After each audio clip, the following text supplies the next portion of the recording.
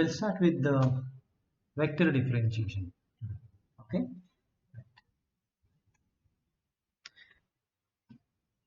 Now let's define. We already know this. Quickly, we'll go through the requirement of a definition of a vector. So if you remember,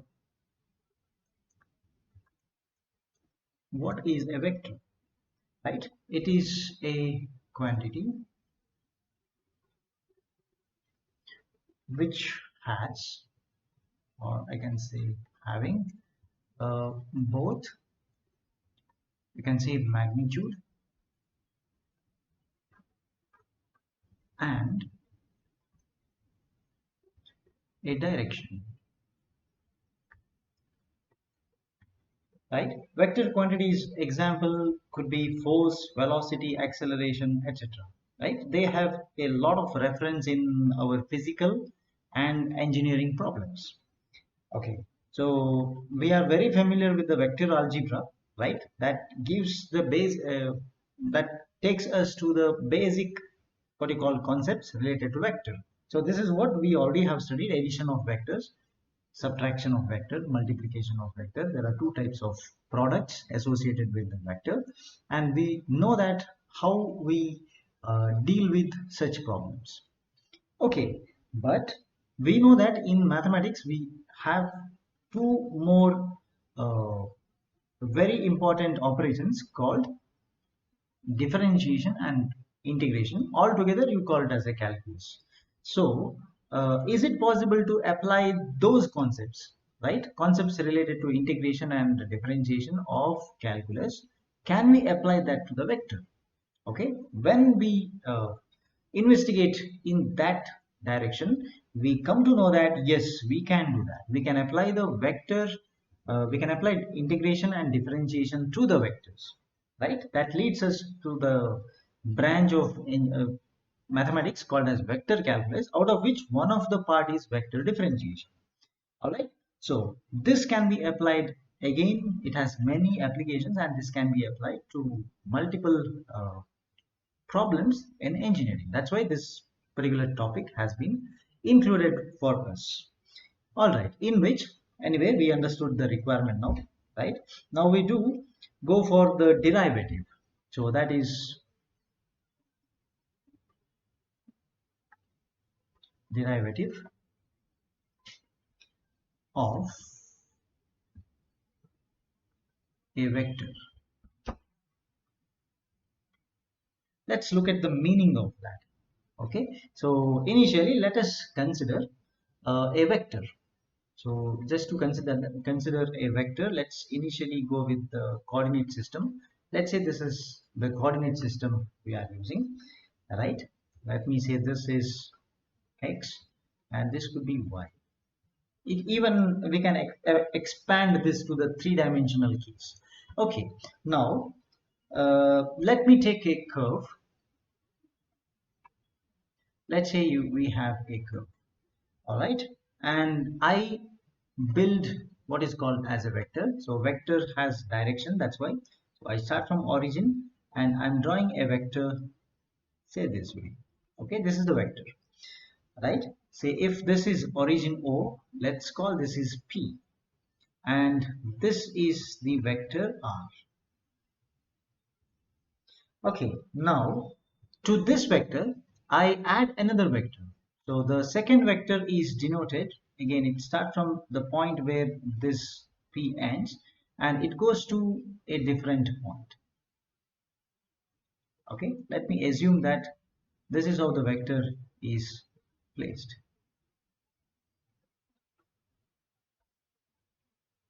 Sorry, let's say this is how the vector is placed. It's pointing from here to here, and I'm going to call this is another vector, so small r. So this is delta r is another vector.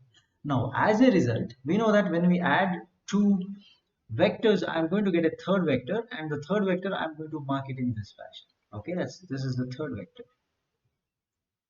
So the third vector is nothing but that is the sum of the two vectors, that is vector r plus delta r is the third vector. So let me denote this is q. So in the sense I can actually, if we have a point P as, let us say this is in the 3 coordinate system, x comma y comma z. If you have a point like this, then the OP is a vector. Let's call that as a vector R, and that is given by its x, y and z coordinates. So that is x times I cap plus y times j cap plus z times k cap, right? How do you identify this? The x comma y comma z are the coordinates, but what are I? So I cap comma j cap comma k cap, so these are the unit vectors. So what do you mean by unit vector? Unit vector, from the basics of vectors, we know that it's a vector whose magnitude is 1. If you take a magnitude of that vector, it's going to come as 1. I is going to point the unit vector. It's a unit vector along x-axis. J is a unit vector along y-axis, and k is the unit vector along z-axis. Okay, so the point P is in space, so we need at least 3 dimensions to represent that.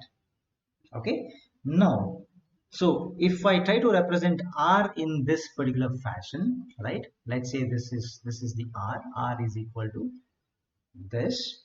This is a vector function. Now, in order to have a function, as of now, I don't see it as a function. I can see R is OP is a single vector. But if you want to make this particular vector as a vector function, right, then we need to denote it by using a parameter, say t, right? So for example, let me make it more clear, right? If the same vector r is written as a vector of, say, t could be any variable, say representing time maybe. Okay, so here the t is nothing but it is a parameter. It's a parameter where is the point P, which is P of x comma y comma z, right? It traces a curve. Okay, it traces a curve parameter that varies the point P to trace this curve, right? I can see that right now when I add another vector delta r to r vector, I get the OQ as my vector. Okay, so whenever this vector r is given a small increment delta r, right, we can see that r plus delta r becomes a new vector, that is OQ vector.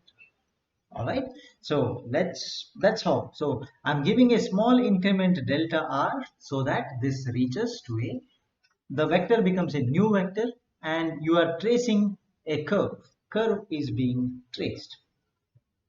Okay, so let's try to write the point here, right? That is, we know that OQ vector is equal to, this is OP vector plus PQ vector.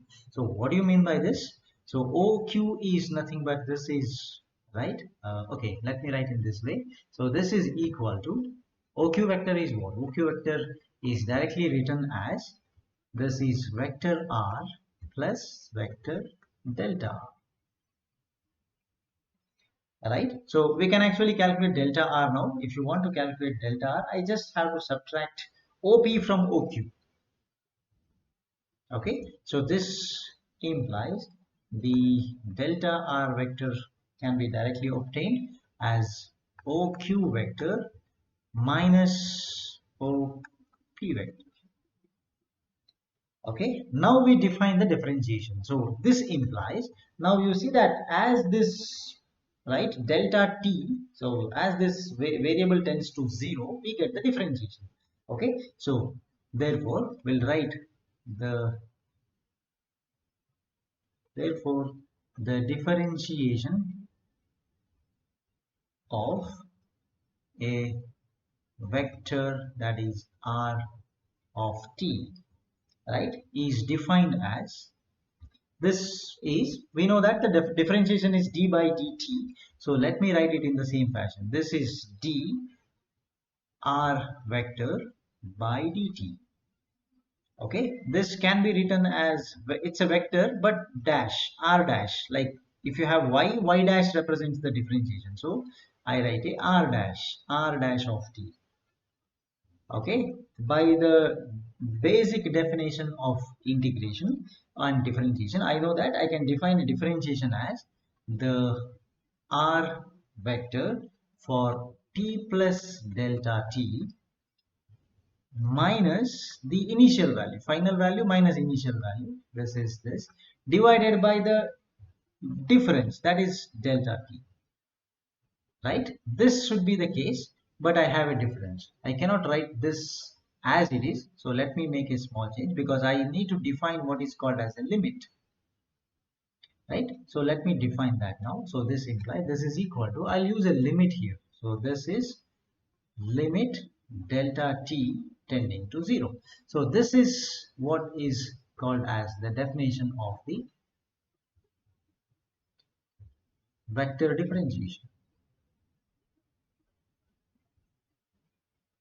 So this is what is called as vector differentiation.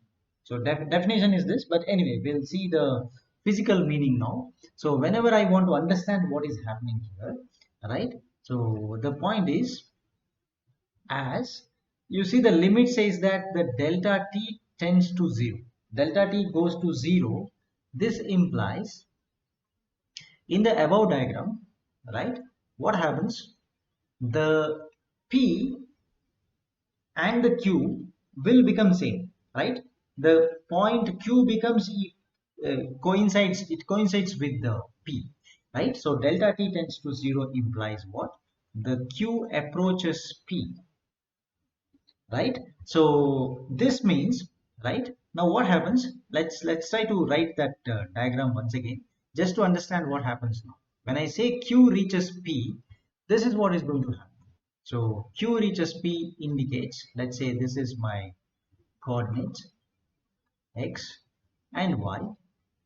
So we had a curve like this, okay, but q reaches p means I don't have 2 points now, I have a single point, that is from origin to this point. So this point itself is p and q, okay. So now this means I still have a another vector coming up, right? That's the second vector which we already have drawn.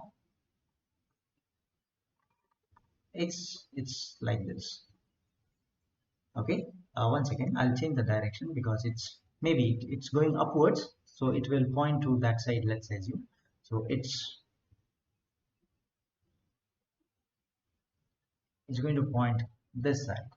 So this vector, which in now when the q and p becomes same, right, the the delta r curve which we had drawn earlier is going to touch at only one point. You can see that it's going to touch at one point.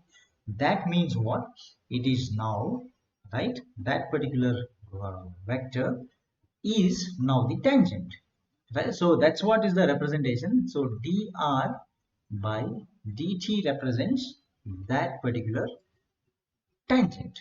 So this is the original point p of x comma y comma z which we had, but now as delta t tends to 0, the q tends to become equal to p itself. Q coincides inside p, and because of which we get a tangent. So this implies, now what is the meaning? The pq approaches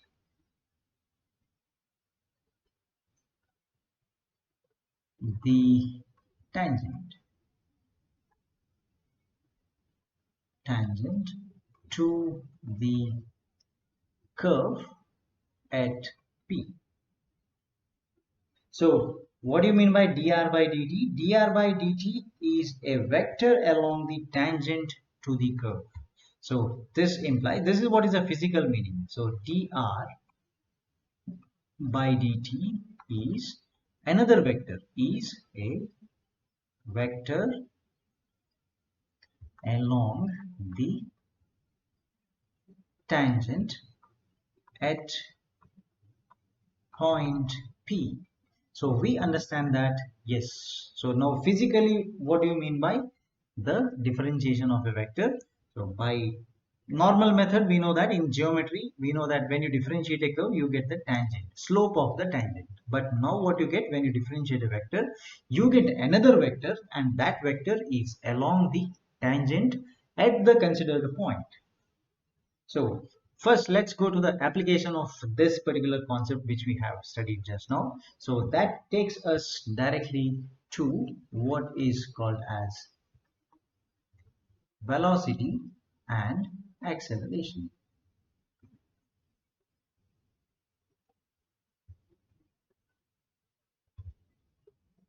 Okay, so let's consider what we discussed so far once again. That is, r vector is equal to x times I cap plus y times j cap plus z times k cap.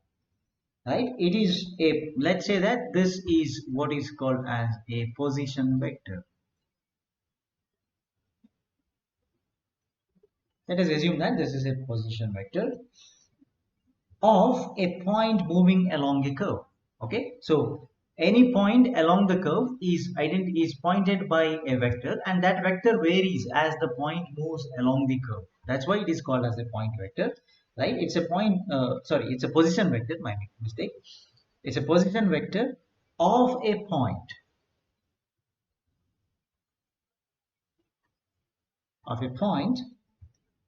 moving along a given curve. Okay, some curve is there and it's following that. Right, now x, y and z will be a function of, say, time. Okay, so this implies, now you see that as the point moves along the curve, our x, y and z will vary. So x comma y comma z are functions of, let's say, another variable c, t. This t could be a time variable. Okay, at time equal to 1 second, x, y, z values are 1, 2, 3. And at t equal to 2 seconds, see, x is changed to different value, y is changed to different value, z is a completely different value, which means the values are changing according to a different third variable, say time. According to time variable, its value is changing.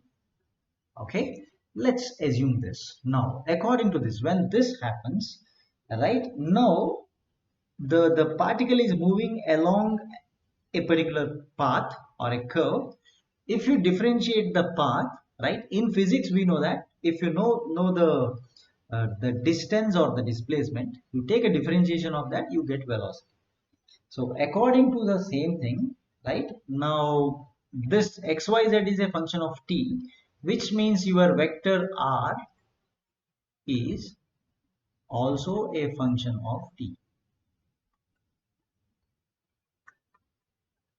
Right, so when we have a function of time, if you differentiate, what you get velocity of the particle. So therefore, let me call this as a new vector. Vector v is equal to dr vector by dt. So this is what this gives, velocity of that particular point or a particle at a given time t. So we can apply the time t equal to 1 seconds, 2 seconds, 5 seconds, etc. so that we can get the velocity of that particle at a given point of time.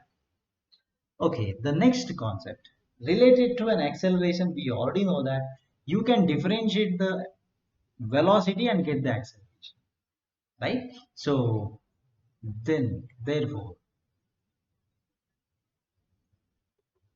acceleration a could be simply, this is dv by dt, right? So this is d by dt of, what is v? V is, once again, this is dr by dt.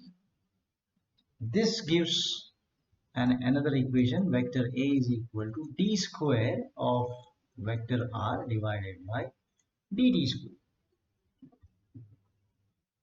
All right, so we had this equation for velocity of the particle, and now we have this equation, the second derivative, to get the acceleration of that particle, right? So very simple idea, right? So you have a function, take a differentiation of that, right, with respect to time to get its velocity. Second differentiation with t to get its acceleration. All right. Now, so what exactly we are going to do when we say we are going to differentiate, right? So that's the next point.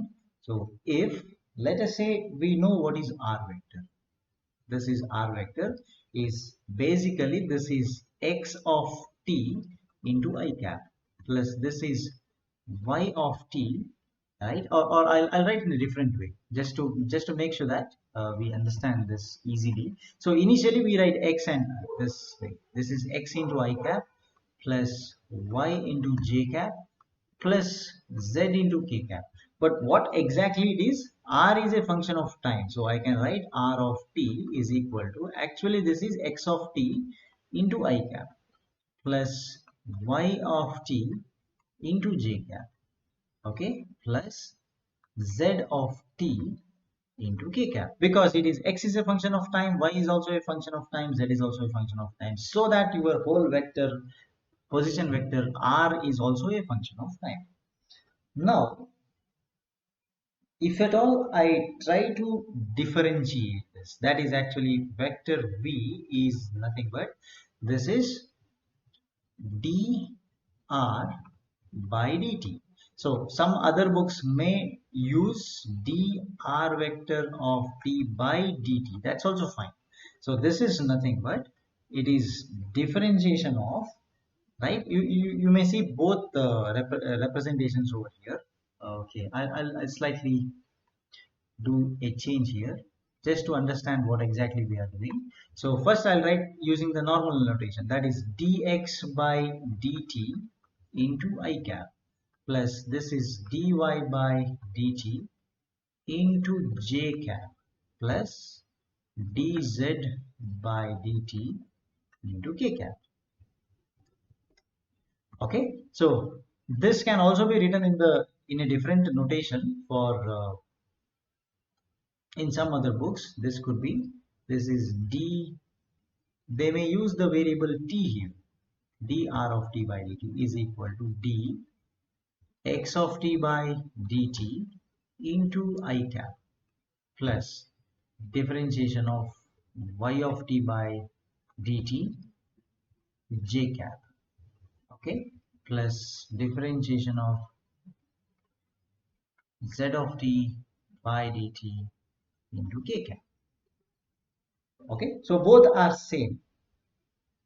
Okay, this is also denoted as r dash, vector r dash, or you can also see another notation, that is vector r dash of t. Both are fine. Okay, similarly I'm going to write the a now. So vector a is equal to, this is dv of dv by dt, which is nothing but d square of vector r by dt. So what is d square? It is nothing but double differentiation of same thing, d square x by dt into I cap plus d square y by dt into j cap plus d square z by dt into k cap. All right, this is also written in the following fashion, that is r vector r double dash. It's understood. Okay, so same in a very similar fashion you can also denote vector a of t, right, is equal to, this is d vector v of t by dt, that is d square vector r of t by dt square. Okay, so I missed the square in all the terms. Okay, let's write that. This is equal to, now you can say d square x of t by dt square into I cap plus d square y of t by dt square into j cap plus d square z of t by dt square into k cap. This can also be written as r double dash of t. All right, so this is the representation, right? Any book you refer, you get either of these two as the standard representation. Now we have two different types of derivatives that can be applied whenever we have a product. Okay, so let's go for the first property. This is actually the differentiation of sum. All right, those you don't have to prove it because this is very straightforward. So if at all you get to do this d by dt of, let's say, c1, a constant, into the vector r1 of t plus c2 into another vector r2 of t. Let's assume that we get this. What is the solution? The differentiation is a linear operator. So you can simply write C1. This is d r1 of t by dt plus C2 d r2 of t by dt. Right? Same thing can be applied to the subtraction as well. If at all you have, let's assume d by dt of, I call C3 into, this is R3 of t minus C4 into R4 of t. Okay, so C3, C4 are constant, R3 is a vector, R4 is a different vector. How do you find out this answer now? You can again bring the d by dt inside. So C3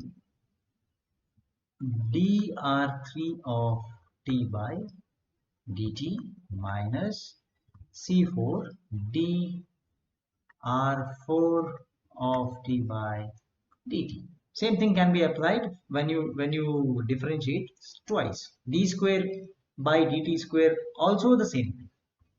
Okay, this is about sum and difference. Right. Now we know that there are two types of products. Right, according to the products, right, what type of product you are applying, you may have different what you call properties that needs to be applied. So the first thing, right, this in our series, this becomes the third point. Okay, first 2 points we just saw, one is sum, one is difference. Okay, when we are performing what is called as the scalar product,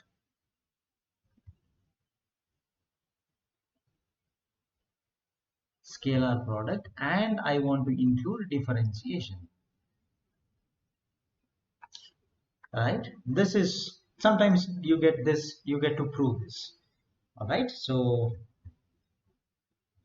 this can be a theorem as well, so we'll write it as a question. If, say, there is a vector f is f of t, and there is a vector g, let's say this is a function of time. Okay, then we need to show, so this is show that d by dt of vector f dot vector g. See, this is a dot product. Dot product of a vector is nothing but this is vector f into dg by dt, this is dot, plus this is df by dt dot g. This is what we need to prove. Right? Okay. So the proof goes like this. So let's start with the assumption that, let see, the vector f is nothing but, say, f1 into I cap plus f2 into j cap plus, say, f3 into k cap. Also I make an assumption that, so this vector g is also very similar to this. Okay, so that is G1 into I cap, say G2 into J cap plus G3 into K cap. All F1, F2, F3, G1, G2, G3 are functions of some variable time. So, okay, so all are functions of a variable t.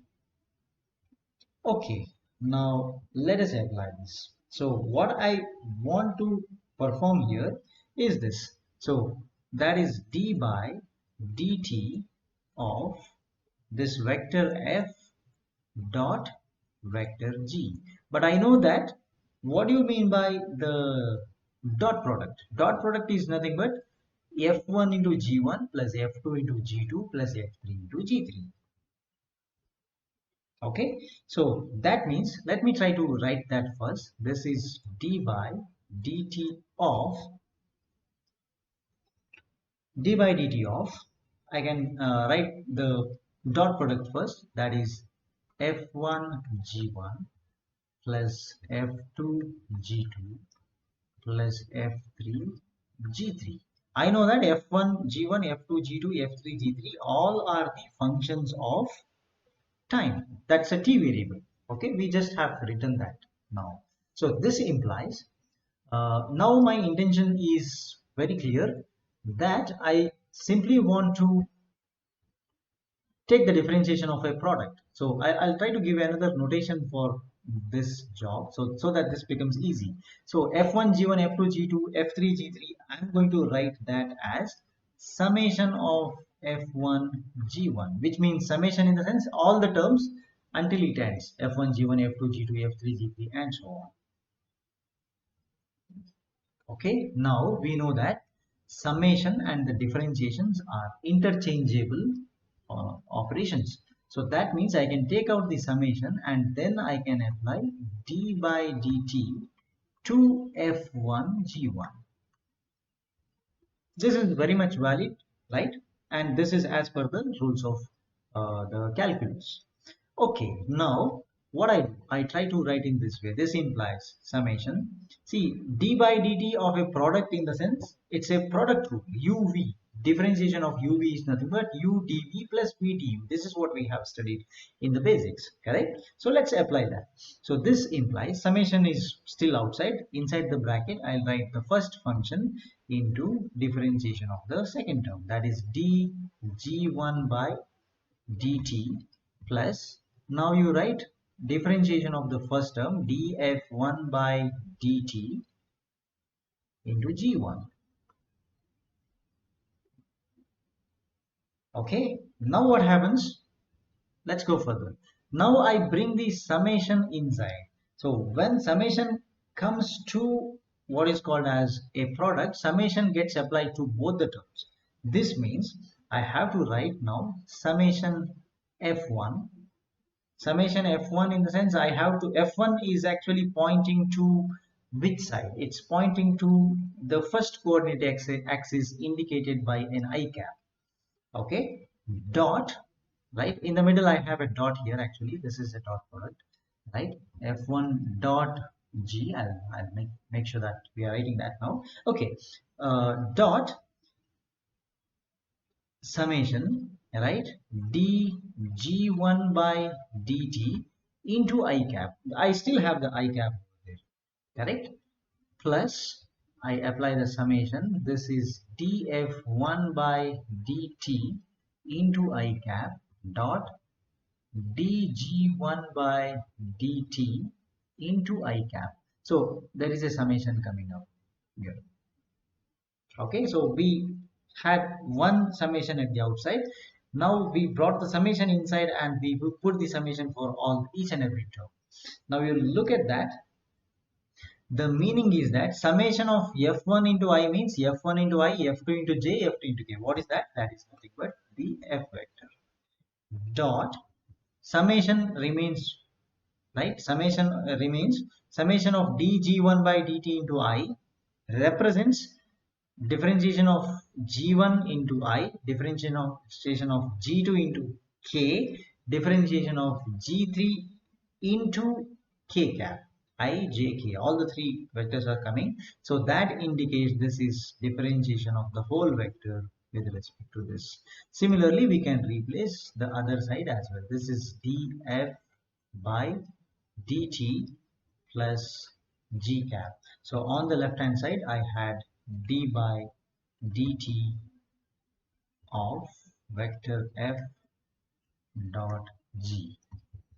Okay, so this is a proof of the scalar product and differentiation. What happens when you have a scalar product and you want to take a differentiation?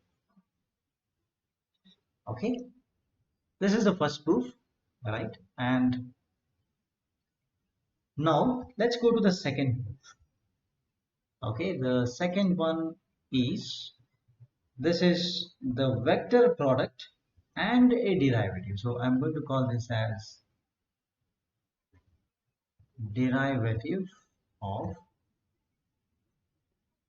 a vector product. Another very important theorem. All right, so that is d by dt of, this is going to be a cross product, vector product. So it's a cross product. F cross g is nothing but, this is vector f cross, this is dg by dt plus, this is df by dt cross g vector. So now the point is, irrespective of our product, the product rule remains same. That's what is the ultimate idea here. But anyway, we need to prove, right? So let's start from the basics, right? We once again define, let the vector f is equal to f1 into I plus f2 into j plus f3 into k. So similarly, we define g, vector g is equal to, this is, okay, write the small letters now. So this is g1 I cap, g2 j cap, g3 into k cap. So we know that are functions of time t. Okay, now if at all you want to take a differentiation, I should know what is a cross product first. So first let's apply the cross product, right? So that is, we know that, what do we know? We know the how the cross product looks like. Vector f cross vector g is nothing but, it's actually a determinant. This is I, j, k. Below that I am supposed to write the, if you want to take a cross product f cross g, so f terms will come first, that is f1, f2 and f3 comes here, right? The second vector will come after this, that is g1, g2, g3 is a determinant. Okay, so this is equal to, let us expand and try to bring it into a standard format. That is, I have I into, this is f2 g3 minus, this is g2 f3. Then I have minus j into, this is f1 g3 minus g1 f3, right? Plus k cap into, this is f1 g2 minus g1 f2. So I can replace this in short form. The short form for this is once again using a summation. So summation, I have I cap multiplied by, so you can see that this is f2 g3 minus f3 g2. That is the short form or the shortest notation. for the cross product. Okay, now what I want to perform here is not a cross product but the differentiation of this cross product. So I already have a differentiation which I have a cross product with me, but I want to take the differentiation now. So therefore, let's start with the differentiation process now. So therefore, this is d by dt of f vector f cross vector g is nothing but I'm supposed to apply the d by dt to the above term. So the above term is nothing but summation I cap into f2 g3 minus f3 g2. So now I know that I have to perform, I have to swap the positions of d by dt and summation because they are linear operators. So as per that convention, I'm going to write in this way. So I'll take this summation I cap outside. I apply d by dt to the inner terms, that is f2 g3 minus f3 into g2. Okay, so let's simplify this further. So this means now I still have the summation I cap outside. So this d by dt is applied to both the terms internal. Okay, both terms which are present inside. So I use a bracket now and I use one more bracket, this d by dt. Okay, let's write in this way. This is the d by dt is being applied f2 dot f2g3 minus the d by dt is being applied to f3g2. Okay, so this implies, now what is this? This is equal to, I still have summation I cap outside, I open this bracket. So d by dt of a product, by default I have to write in this way, that is f2, this is dg3 by dt plus df2 by dt into g3. This is the first term minus, okay, d by dt of this term, the second term I'm going to write is like this. This is f3, apply d by dt to g2, dg2 by dt plus df3 by dt into g2. I close this and then I close the outside flower bracket. Okay, now the summation I'll bring inside. Okay, whichever summation I have, I bring it inside and I shuffle the terms. So that is, this is equal to, I'll write over here now. So this is equal to, I'll try to bring the summation inside. So summation I am applying this summation I to, first I can move the terms inside the flower bracket. What I do, I try to bring the d by dt of g terms together and f terms together. So that is, if you want to bring the g terms together, this is f2 dg3 by dt.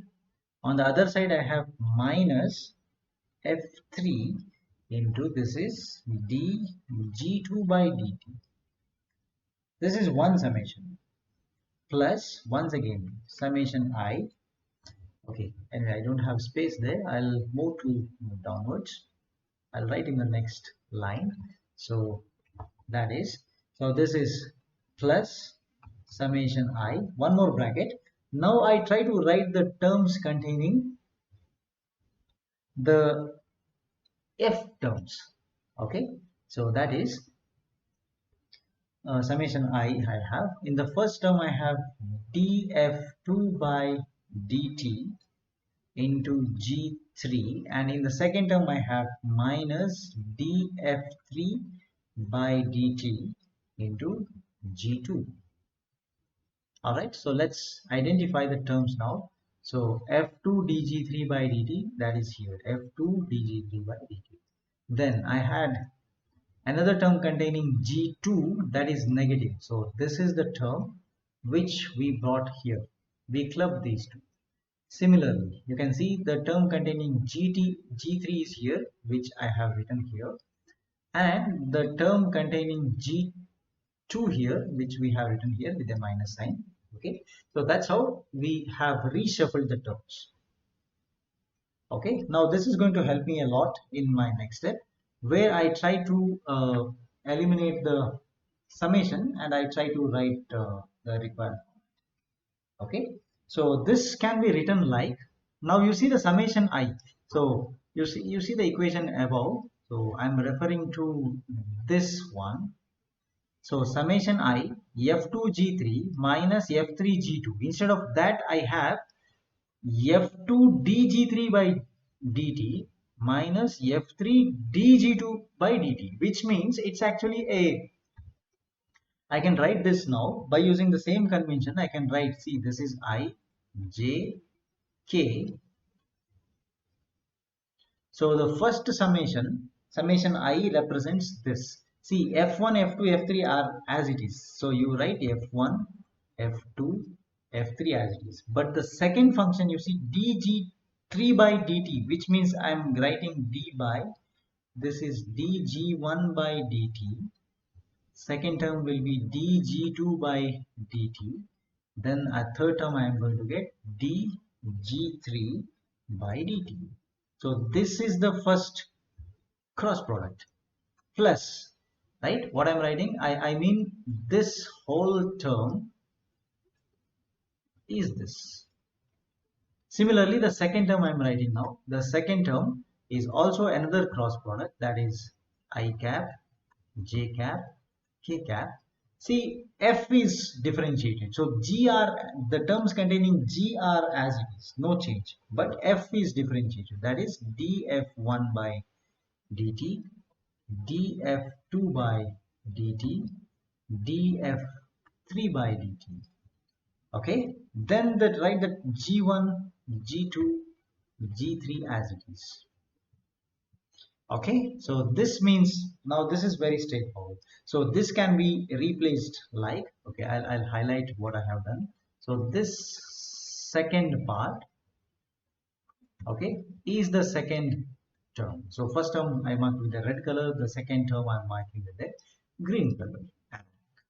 Okay, so now this is nothing but, now I can simply replace this. This determinant is nothing but a cross product. What is that cross product? The cross product is simply, I have the f terms as it is, that's why this is f cross.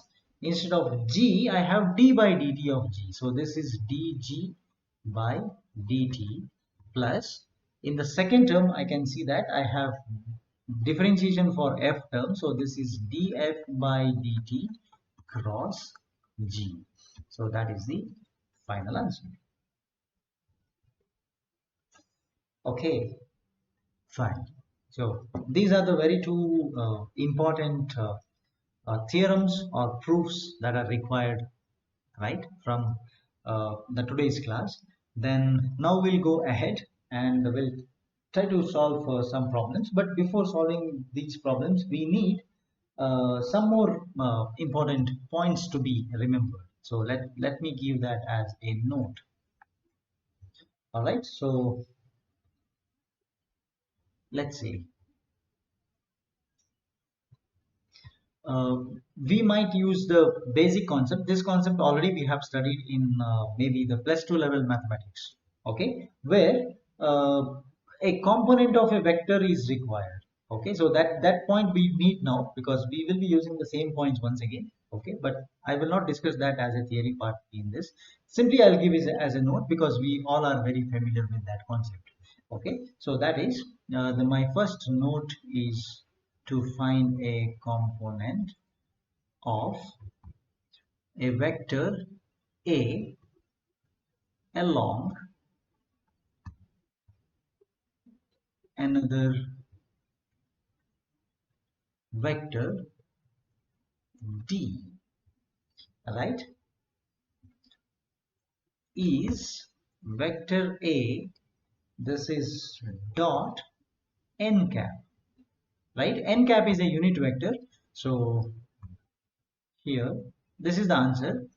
Okay, a vector a dot n cap, where n cap is nothing but the vector d divided by magnitude of d vector. This is called as unit vector.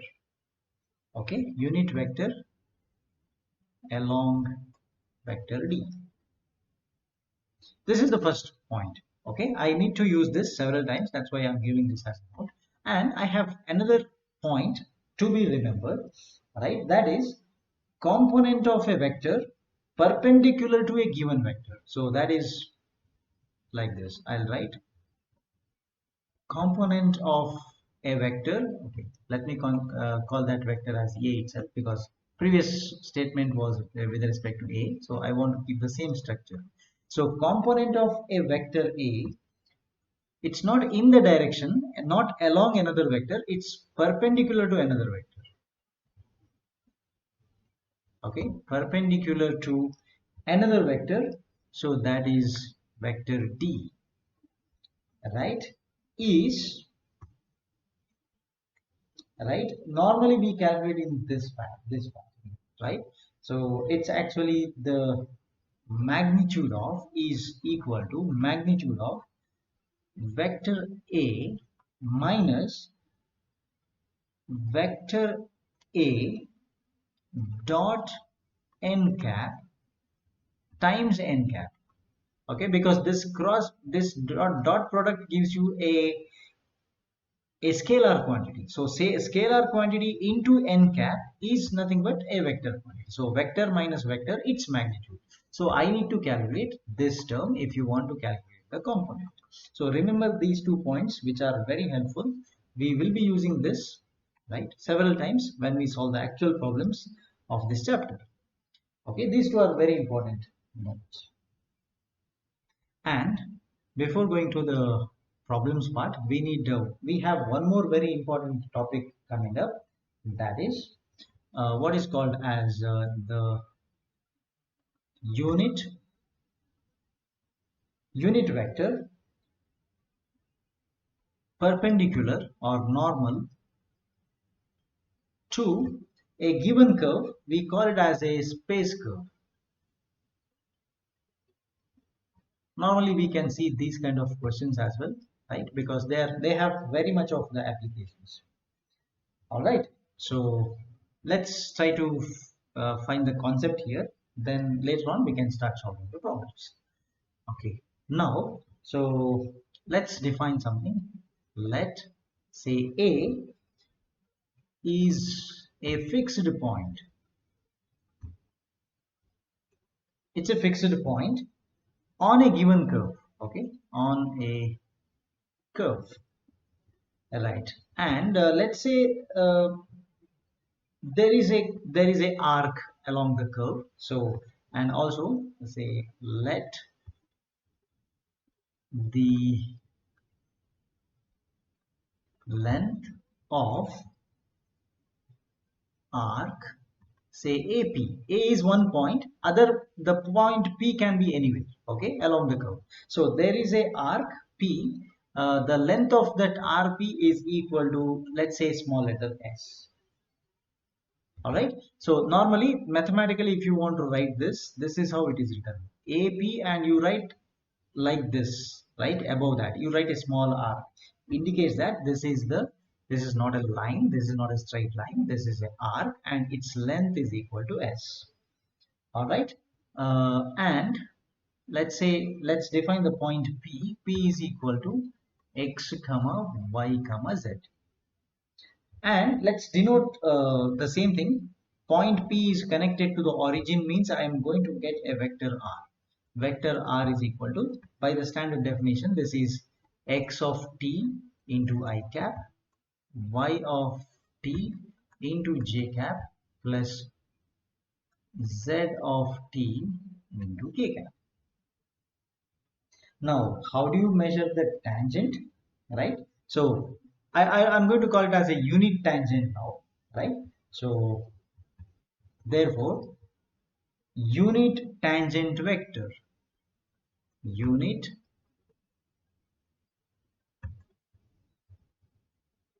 tangent vector let's say, let me denote this as t cap. T is a vector. T cap is indicating that this is unit vector, right? How do you find out the unit vector? This can be found easily by, so t cap is equal to, I have dr by ds. Okay, ds is nothing, s is nothing but length. Length should be as small as possible. When you make this length very small, right, the curve becomes its tangent. We already have studied this, that I'm applying that concept directly over here.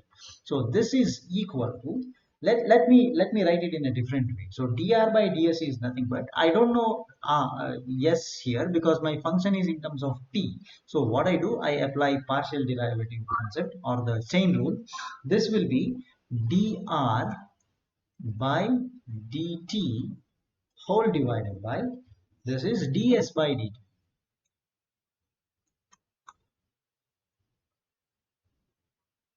Okay, now this is nothing but dr by dt by magnitude of dr by dt. That's how we can represent this. This is nothing but vector dr divided by dt whole divided by, see, the ds by dt is nothing but its length, correct? Length means it is magnitude. I can write this as the dr by dt, its magnitude, correct? So the t cap is nothing but vector t whole divided by magnitude of vector t, right? See, the same structure is maintained here. You can see that this is a vector, this is the magnitude. So this is a vector, this is a magnitude. That's what we assign it to the t cap.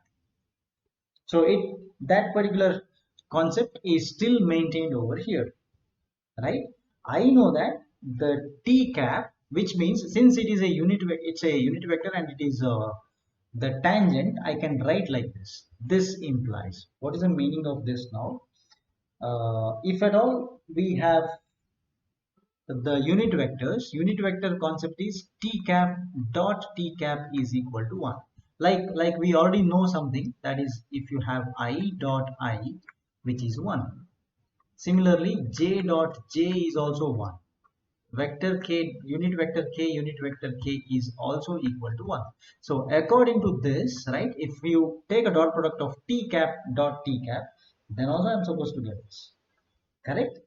So let's do one more step to come to the answer now. So let's differentiate. This means you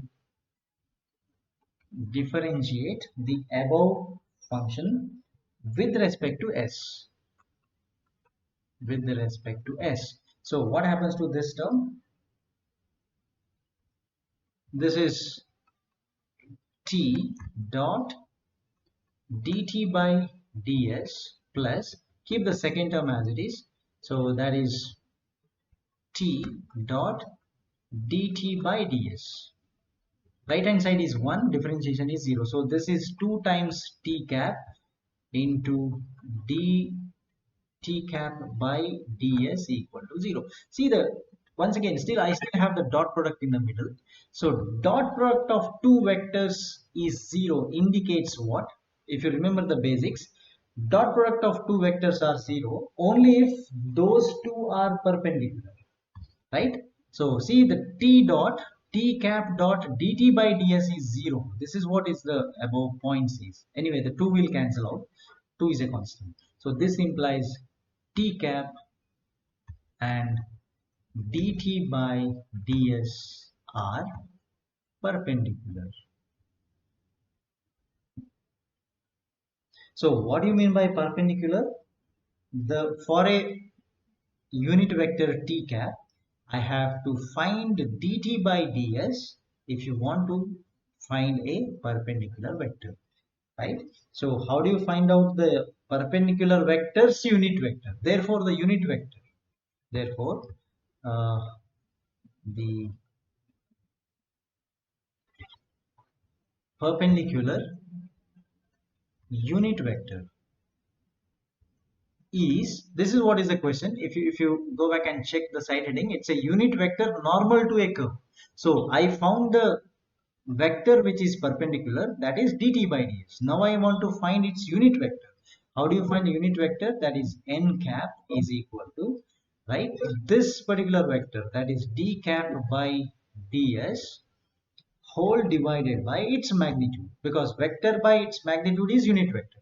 So this is dt cap by ds its magnitude. So our concept is that if at all somebody asks to find a unit normal vector to a given curve, then I need to calculate this particular point. So as soon as we calculate this, that's the final answer. So n cap is equal to dt by dt cap by ds whole divided by its magnitude. That's the unit vector.